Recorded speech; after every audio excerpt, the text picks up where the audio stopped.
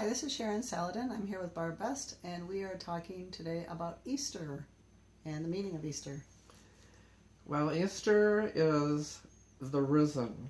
Easter is about the ascension, and actually it's about the ascension of our consciousness. When Jesus was getting ready for Easter, and we usually prepare by celebrating Holy Thursday and the washing of the feet. We have Good Friday, the hanging Palm on the Sunday. cross, Palm Sunday before that. If we go back to Palm Sunday and think about why Jesus did what he did, he rode on top of a donkey or something like a donkey. That was the consciousness above the animal kingdom.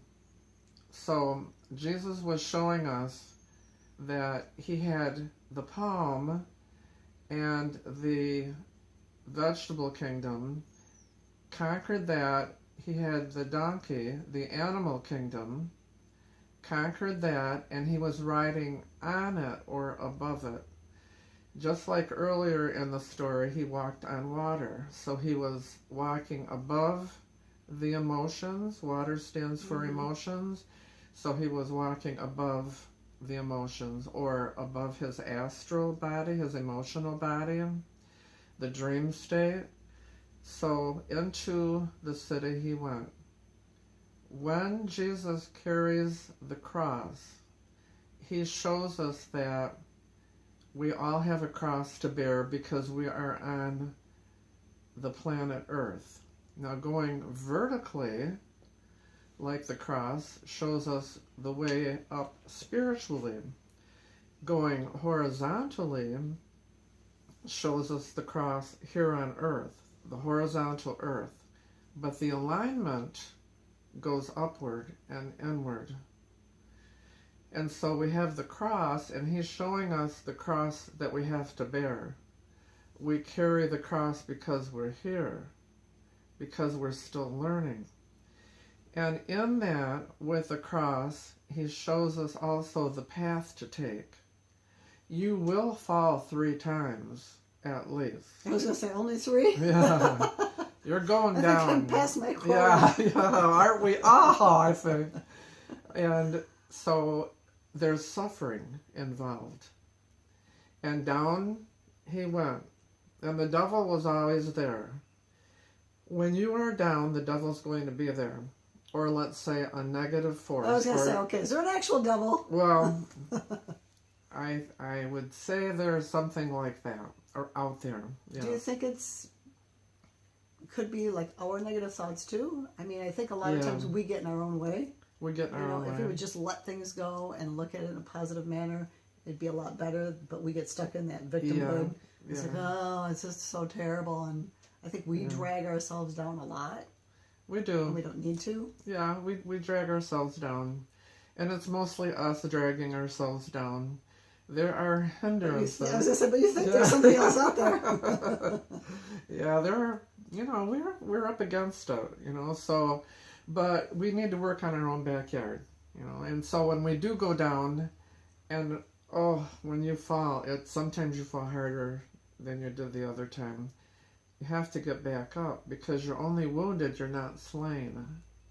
And it's like the battlefield, you can rise again and go on. Even if the negative forces are there kind of humming, on the back burner, waiting to move in when you fall, always turn it over to the higher. Always try to lift your spirits. Say a prayer, say a mantra, say, I'm fine. If you don't want to say a prayer and it's not in you to do it, but always turn it over to the higher good. That will pull you out of it a lot better than if you don't. And so, as Jesus walked that path with the cross, he also showed us we could also wear a crown of thorns. Now, the crown of thorns may be our karma. Oh. So, when we walk the path, it has been written. It has been thorny? That your karma will come in on you. In other words, your past actions while you're on the path. seem to fall in a little bit quicker because there's a kind of detachment that you go through. And when you open that up, you want to get the karma out of the way. Mm-hmm. And so the blood carries the spirit. And in our blood for humanity, with the spirit and the blood, we don't want to lose that. We want to keep our spirit with us. And so we don't want to lose too much blood. We don't want to carry a heavy crown of thorns if we don't have to. But we do go up the hill because it's uphill all the way. And Jesus shows us on Mount Golgotha that it is indeed up the hill. And then in the last analysis, we are going to experience something like the cross, being on the cross. Now, our centers... You mean at some point in our life? At some point Not in necessarily our at the end.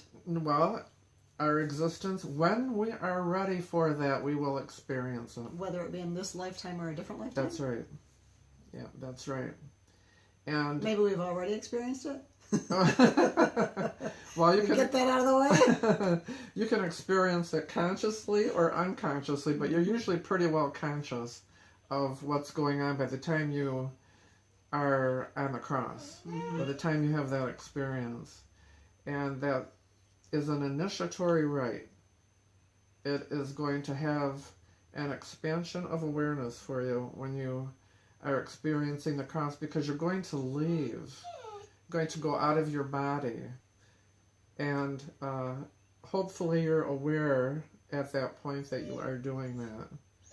And so you do experience the she doesn't like the cross. the initiation.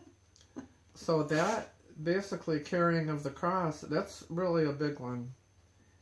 And we will go through that. So what kind of thing would that be? Like, what kind of experience would that be? Oh, It's not an actual cross. Yeah, right? anything that you've done that is like heavy duty karma, like or your past action, like if you murdered somebody, somebody murdered you, if you enabled somebody to do something that really you should not have, like do harm to another. If you are in on a situation that someone's doing something against God's law, let's say, or the higher power, the powers that be, the laws of our nature, where we live and exist, and you help them, you've got a connection to that. Mm-hmm. So you're going to have karma with it. You're going to have a connection. It's like a sin. So you've sinned also. And that experience will come in upon you and will be part of your carrying the cross. So we have like the baptism, which we're born into this world. It's the Christ child coming in. It's the Christ within us. It's a reflection of the Christ consciousness coming in. Then Jesus went through the transfiguration, where he spent 40 days and 40 nights in the desert, which is the upliftment of our consciousness into our mind that is cleansed. And we decide that we are truly the soul that we are, and we realize that we are the soul that we are. And he imparted this knowledge to his disciples and his apostles. And at that time they said that they needed to go out and teach the people. And they said, the apostles and disciples said to Jesus, they're not going to get it. We're going to go out and give them this teaching, and they're never going to realize what we're talking about. They're not going to get it. But Jesus said, for those who have eyes to see, for those who have ears to hear, someone will get it. And then, of course, so 2,000 years later, we're still the trying teaching, to get it. But now we're going into the Aquarian age. We're supposed to be pretty well developed and accept what's going on as far as the stars and the planets and the galaxy. And the scientists are picking up a lot of what the teachings of the Christ have taught, what that really means. And they're also finding out that they said humanity is like a sub-stratosphere in many of these other spheres of vibratory rate or electromagnetism. So if they're saying that's true, that means that they're talking about level of consciousness. They're talking about a vibratory rate. We vibrate also. Mm-hmm. So Jesus, on his path, carrying the cross, is showing us level of consciousness as you carry that cross. Keep on going. Keep on looking. Because he set up a path. And that path now is clear. He says, this is the path. Look at, you're traveling the path.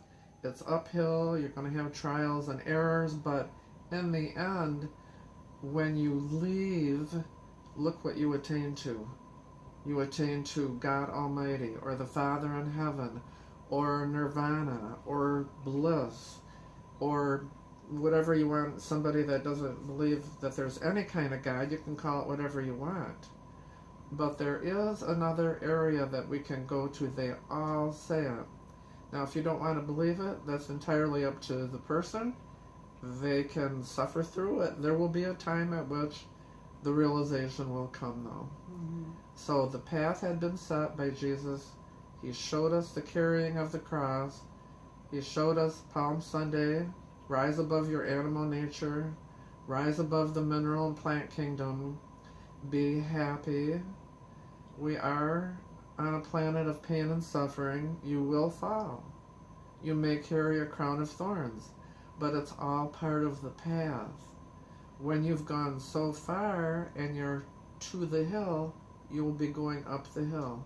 In the end, you will receive God's mercy and God's glory, or the powers that be, or whatever force you'd like to call it. But there is retribution, and you will be harmonious, and we will become perfected as we were shown. And Jesus isn't the only one that showed us that. There are many teachings that come before him also that talk about the same kind of traveling. But for us in the Piscean age, that's the teaching. We're going into the Aquarian age, and now we should be trying to ascend, lifting up our vibratory rate, lifting up our consciousness, so we can go up the hill and be ready to leave the cross. Okay. That's a subject for another video. That's the subject, yeah, in itself. Thank you very much, Barb. Yeah, you're very welcome.